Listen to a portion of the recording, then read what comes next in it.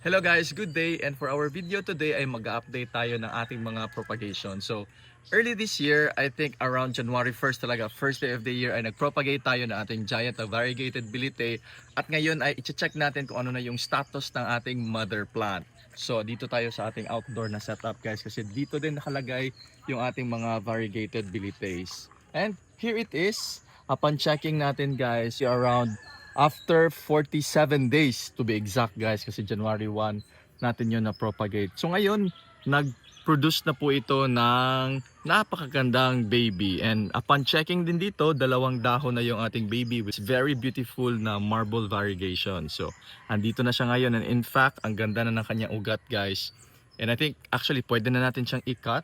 And I'm also trying to check here, meron din tayong isa pang extra shoot sa may ilalim. So andito mayroon isa and another one pa dito din sa may ilalim na portion. So all in all, meron siyang tatlo dito na nakikita pa lang natin ha. So ito yung pinupush niya guys. Ito na yung medyo malaki na natin na baby. Napakagandang mga variegations, marble, tapos may mga half moon na mga sectoral dito. And quick update din ng ating top cut guys, na sold na po natin yon sa ating latest na live selling. It was 12 leaves na, and I actually flexed it for the price of 45,000 at natawaran at naibigay natin for the price of 38,000 pesos.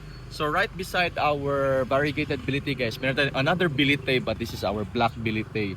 Another propagation natin, this is our top cut, and sa ngayon ay going steady siya at napakaganda ng kanyang binibigay ng mga dahon. Very premium na mga variegations. Ito talaga yung mas preferred ko na type of variegations, yung may mga marble tsaka sectoral, kasi pag ganitong type mas ano siya guys, mas consistent yung kanyang maibibigay na variegations. At ito yung top cut, ito naman yung ating mother plant. And I'm very happy din sa kanyang outcome, kasi mag-unfurl na yung isang dahon dito from one shoot, and there's another shoot pa dito and another one. So all in all, tatlo din yung kanyang pinupush na shoot. And also din guys, ipapakita ko lang sa inyo yung situation natin kung saan nakalagay yung ating mga mother plants. So kung saan nakalagay yung ating varbilia, dito din yung iba't iba pa natin mga mother plants, kasama itong ating white princess marble na multicolor.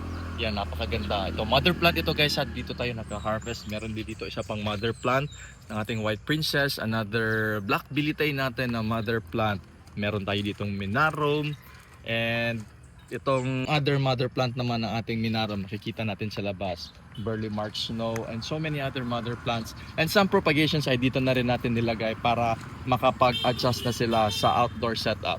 So that's it guys, and I hope you enjoyed our new video.